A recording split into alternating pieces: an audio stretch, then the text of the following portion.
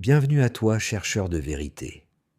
Dans cette vidéo, nous allons plonger dans un concept fascinant de la psychologie jungienne, la projection. Plus précisément, nous verrons comment elle se manifeste dans nos relations amoureuses et comment elle peut nous aider à mieux nous connaître. Carl Gustav Jung disait « Tout ce qui nous irrite chez les autres peut nous amener à une meilleure compréhension de nous-mêmes. » C'est ce principe fondamental que nous allons décortiquer aujourd'hui. Mais avant, n'oublie pas de t'abonner à notre chaîne pour encourager notre travail d'exploration de notre psyché, de notre inconscient et des relations humaines.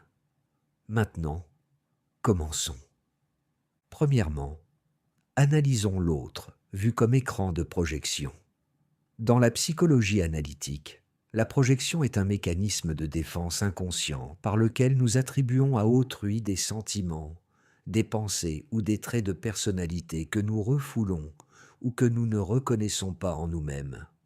En d'autres termes, nous voyons dans l'autre une image déformée de notre propre inconscient. Imaginons un projecteur. Il envoie une image sur un écran.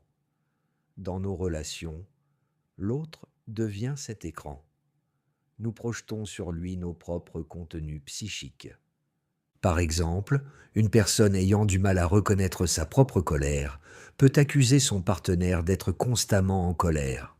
Ou encore, une personne complexée par son manque de confiance en elle peut admirer de manière excessive l'assurance de son conjoint, sans voir ses propres qualités. Jung nous rappelle « On ne devient pas éclairé en imaginant des figures de lumière, mais en prenant conscience de son obscurité. » La projection, bien qu'inconsciente, peut être une invitation à explorer notre propre ombre. À ce sujet, je te mets en lien dans la description des vidéos sur l'ombre et sur l'inconscient qui te seront utiles pour une meilleure compréhension du sujet. Envisageons à présent un concept clé pour comprendre la projection amoureuse en psychologie analytique. Celui de l'animus et de l'anima.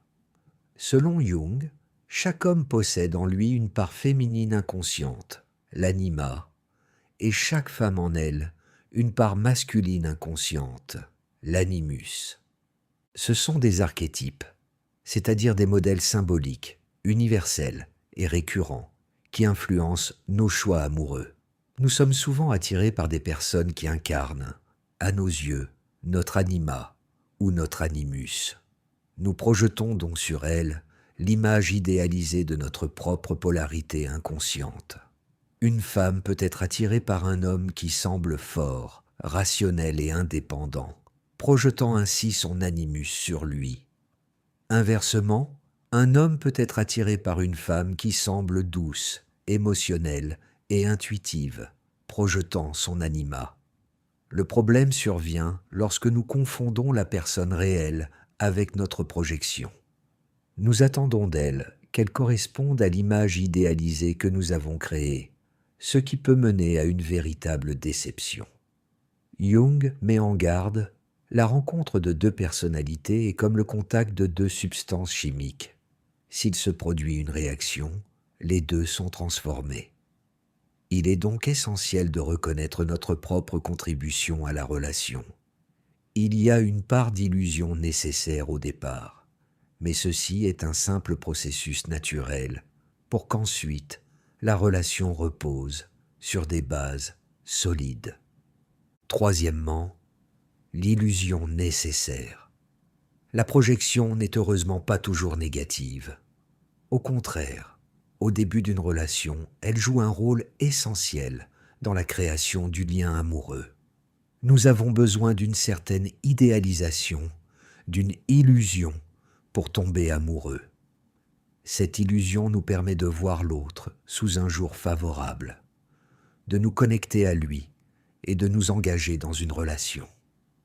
Sans une certaine dose de projection, l'amour serait peut-être impossible.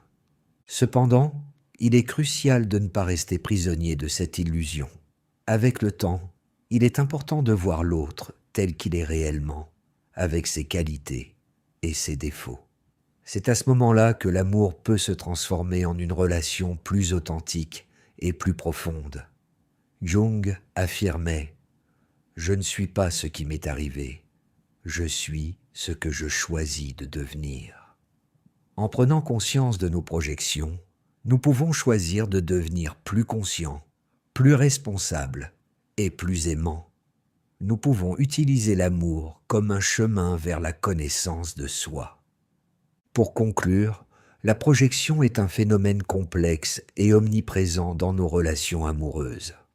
En comprenant ce mécanisme, nous pouvons éviter de tomber dans le piège de l'idéalisation et construire des relations plus authentiques et épanouissantes.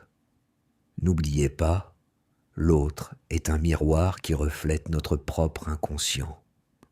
En regardant attentivement, nous pouvons apprendre beaucoup sur nous-mêmes. Likez et partagez cette vidéo avec ceux qui veulent apprendre sur leur psyché et explorer leur intériorité. Et à très vite sur Voyages intérieurs.